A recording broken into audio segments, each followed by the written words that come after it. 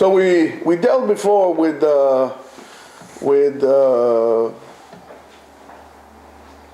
issues of divorce and couples who get divorced and so on and so forth. And if we put it down into numbers, there are certain indicators that would serve if that those couples will have the highest risk for divorce. Okay? And of course, even if you were able to identify those patterns of behavior, you were able to identify yourself or having a relationship like this, nothing to panic about, because there's still something that you can do about it, and you could start learning and implement things immediately, so you would reduce your chances to get divorced. They did research, and many researchers regarding that, and they looked at couples who were fighting and so on and so forth, and how they were fighting. And they came up with a prediction of about, the percentage is 92% of that couple, they were able to predict accurately if this couple is going to divorce or they're going to continue living together. 92%. And they were able to narrow it down to about 4 different patterns of behavior or communications that later on couples who divorce basically had them. Some of those, and we'll get to them, we'll get a little further down. I don't know if we're going to do it all today. Just to mention is criticism, defense, being cynical or fortification of the self, we'll see what it is. All these things, again, you could almost predict in 92% accuracy that couple is not going to make it. Sooner or later, or somewhere along the line, this couple is going to get divorced.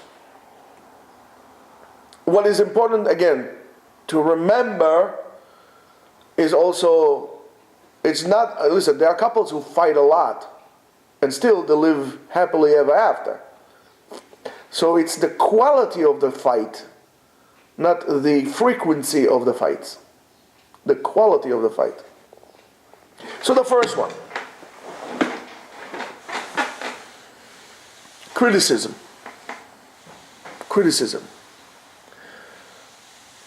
And when we deal with this, we have to have in mind less generalization and more specific issues. So the first one, criticism would include a complaint which relate in a negative manner to the character or the personality of your spouse.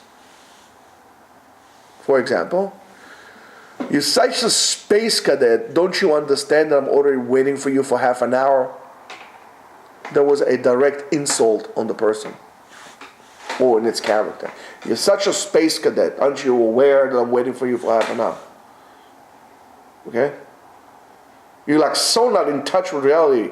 What are you, and so on. This is a direct insult on the person. Or, for example, you're so selfish. How many times can I tell you, don't leave the laundry on the floor? You're bringing the person in. You are so selfish. And I told you not to leave the floor. So you could, I'm sure that you can come up with many examples that you can come up with. This is usually how people fight. Even if you think that, for example, that your spouse is guilty, attacking them on a personal level is just going to make the situation worse. Superlatives that you should say for politicians should not be mentioned in your you're such an idiot. You so this when you are, and it's the same thing like a kid. When you are talking to a kid, okay, if you want to fix the child's behavior, Okay, we do get a little diversion, but going to fix it. So if you tell the kid, you are a bad kid, why did you do that? So the kid will tell you, listen, you know what, I'm bad. You tell him enough time, tell you I'm bad. That's the behavior of a bad person. What do you want from me? I'm bad. You told me I'm bad. That's who I am. I'm bad. You are a procrastinator. Okay, so I am. Well, what do you want from me? However, if you tell the kid, you're such a good kid, however, your behavior is bad, you separate between the kid and the behavior. Therefore, you can fix the behavior. So when you tell the person, you're such a space cadet, don't you see I'm waiting for you for half an hour? Or you're so selfish, how many times do I need to tell you, don't leave your clothes on the floor? Well, what do you want from me? I'm selfish, right? So I'll leave the clothes on the floor. You gave me the superlative of selfish. I'm selfish. I'll leave the clothes on the floor. I'm a space cadet. So what do you want me to do? Half an hour? You should say thank you. It's enough an hour, not an hour. When you fight like that, number one indicator, you have a great chance to get divorced. So what could you do in order to prevent yourself from this kind of supervision, from this kind of criticism? You have to be a very specific complaint that relates to an action or a specific behavior of your spouse, and try to prevent generalization and do not personally attack. If you're already complaining,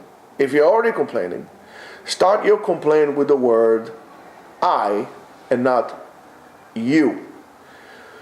Because I feel, if you say I feel, so therefore that's the way I feel. I'm allowed to feel the way I feel. But if you say you're already blaming, you're already attacking, you're already going on an attack mode, there is very little time to negotiation, because now I'm going to the defensive, and guess what? And now we got to fight. But I feel. If you say I feel, so that's a little different. Concentrate on your feelings and your needs instead of concentrating on what's wrong with your spouse. Right? Listen, it's very hard for me to live in a messy house. I'm such a Zen kind of a person. It's just very hard for me. Could you help me?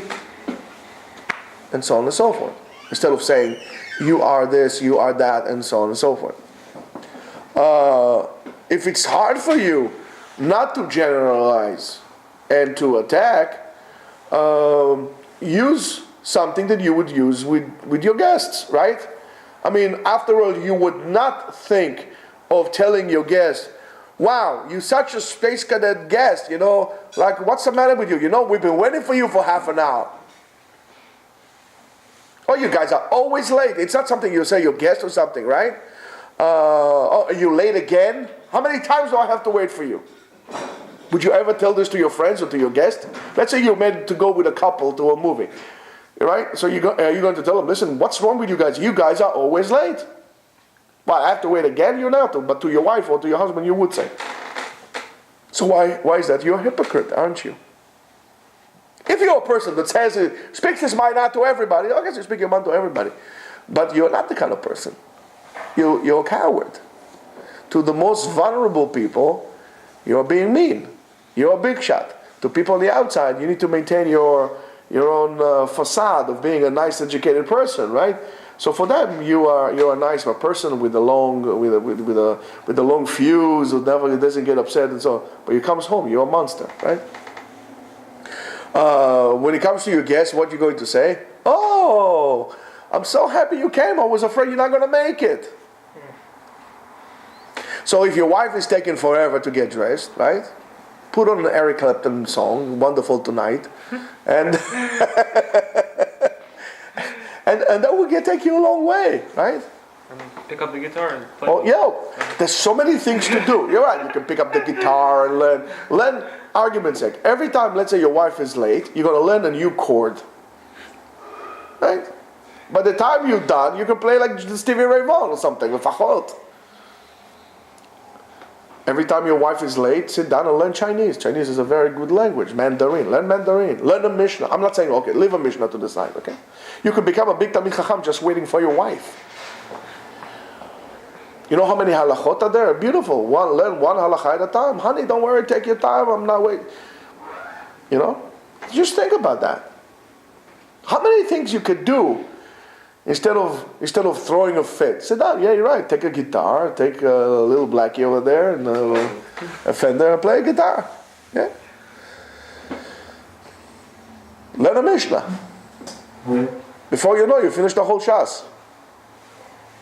And then there is a reason. You don't have to go to make a Sudat Mitzvah and a Kol Tov Yafeh, right? It's very important to try to make an effort to refer to your spouse in a gentle and more user-friendly way. It's not going to be simple in the beginning. It's not going to be simple. But with a little bit of practice and dedication, it's going to become a part of the way you interact with people, and that's going to become a second nature to you. In our society, it's like a good thing to become aggressive. Aggressiveness is being produced is being portrayed as something that it's good to have. But that's why we have so many couples who are divorced. At work, you're a little pussycat. You come home, you're a tiger. It should be the other way around. Right? And if that doesn't work, and you have a need for that, so I tell you, go to therapy. Go to therapy. But you have to learn. I mean, especially if you have kids. When you have kids, you have to be very careful because, listen, the kids. It's not your kid's fault that you don't know how to talk to people. It's not your kid's fault. So, and that's why I keep saying, I know that many rabbis will tell me, there's, mitzvah proof, yeah, we heard this. But let me tell you, wouldn't it be better if couples would wait a little bit until they learn how to handle each other before they're going to run to have kids? Because then you have a problem, and you have a kid who is a year old, and parents are divorced. I've seen it. I've seen people with 3 kids. I've seen people with 3 kids from the age of 6 all the way down, 3 kids and divorced. And now what? The kids have to grow without a father, without a functioning home. Why? Because the parents did not know how to communicate. What is it? You're taking the kids to the races there? I mean, so take it easy. Isn't it better to have a solid family that grows and functions normally than to have a lot of kids and a dysfunctional family? I don't understand that. I know what a lot of people would say, but who cares? I got to say what I got to say. And I believe in just waiting a little bit. We don't have the time as you would have, let's say, in the secular world where people court each other and develop somewhat a relationship. And even if so, you see, in the outside world, people divorce a lot. But still, so wait a year. Wait a year, court your wife, get to know each other and so on and so on, and then have kids. Then have kids and in a healthy relationship and so on and so forth. There's nothing wrong with that. There's nothing wrong with that. If you do something, do it right. And if you don't know, you don't, because after all, you're not being taught anywhere how to be a husband or how to be a wife. Nobody's telling you about it. Everybody's telling you, go read Chazal and be like that. But it's very nice, but I don't know how to relate what Chazal says to me. So I need to find a way to do it, right? When we talk about, Shalom Bayit, we have so many courses about Shalom Bayit, but nobody's doing it. I mean, the most ridiculous thing, I've seen few people who talk about Shalom Bayit that they themselves are divorced. I don't know, how does this happen? What are you going to tell me about you divorce yourself, aren't you? It's like you go to a doctor who tells you, listen, you've got to lose some weight. You say, listen, doctor, what's the sting on your stomach? Your six-pack turned into a keg over there. And he's like, he tells you about your BMI. He's like, I don't know, 30, 31. He's like, 65. He looks like a barrel. But that's exactly it. So you need to learn how to do those things. You need to learn how to do so. So, start looking into that, start implementing, ask questions. And by the way, it's okay to go to therapy as well. We think in a frum world, we think going to therapy is like a dirty world. It's not a dirty world. You don't go to therapy. I think couples should go. I mean, I'm not saying what to do. Anybody could do whatever they want. But I'm saying I think couples should go to a marriage counselor before they get married. Once they decided that they're getting married, right? I think they should go to a marriage counselor. But go spend some money. Go 3 times to a marriage counselor. I mean, you will argue, so at least you'll have tools how to do so. Agdem to falamaka. Why nobody thinks about it? Because, I don't know. I don't want to get into that. Anyway, the second one, which is going to make it shorter, because I'm going to break it into 2. We're going to do 1 and 2, and then 3 and 4 tomorrow. Is being defensive. Being defensive. You always go on the defense. Being defensive would include any effort for self-defense in a form of righteousness bitterness, or becoming victimizing oneself, or a counterattack that most people do. Okay, for example, it's not my fault that I forgot to call let's say the babysitter. You should have reminded me. It's not my fault that we don't have milk. You should have sent me a text. You should have, so you're not assuming responsibility and you are attacking. Okay? Basically what we're talking about is shaking responsibility. Shaking the responsibility is a very bad thing. Getting rid of your responsibility and blaming your spouse. Most of the chances that this kind of a reaction would not bring about the end of the conflict. On the contrary, it's going to make it worse. It's going to make it worse. Be a man. Learn from David HaMelech. Mi culpa, my fault. Yeah, I forgot. So what could you do in order to prevent this defensiveness? You have to take a responsibility for the case, even if it's a small portion of what happened. Assume. Yeah, you're right. You're right. I forgot to remind you, or I forgot to buy it. I'm sorry. I forgot. I forgot. What do you do? We all make mistakes. Take responsibility for your actions. Right? Take responsibility. When you take responsibility like this, right? For example, you say, what? I should have sent myself a memo. I could leave myself a message or something like this. This would end the argument on the spot. You're right. I should have done this. That's it. The other person should not say, that's already something. If you're going to this thing and the other person escalates, you really have a problem. You should really seek therapy immediately. However, usually you're basically taking the wind out of the sails of the other person. So okay, I told you I'm wrong. What do you want me to do? I made a mistake. And it has to do with little things like buying milk or calling the babysitter. It could be big things like money. I made a mistake. Okay, we all make mistakes. Nobody's perfect. What do you want me to do? But people don't want to take responsibility. You see it all across. Politicians first of all. And we learn from them. They don't take responsibility. I made a mistake. Right? And politicians is what and they're celebrities, and that's what we follow. And people think it's okay to divorce. And it's okay to fight. And you look at their fight. They fight like they fight in the movies. Maybe people should not watch so many telenovelas.